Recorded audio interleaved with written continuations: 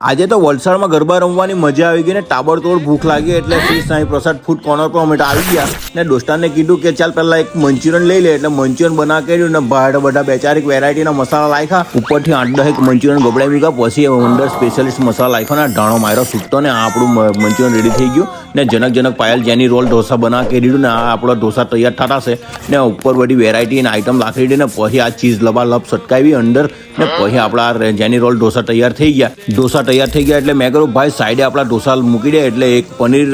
butter મસાલા કરી દીધું ને પનીર બટર મસાલાને વોન્ડર ગ્રેવી લાખી ને બળ કરવાનું ચાલુ થઈ ગયું ને પછી અંદર માયરા ચલેઠો ને બાબર ચારવીને કચર ચારવીને ટકાટક આપણું પનીર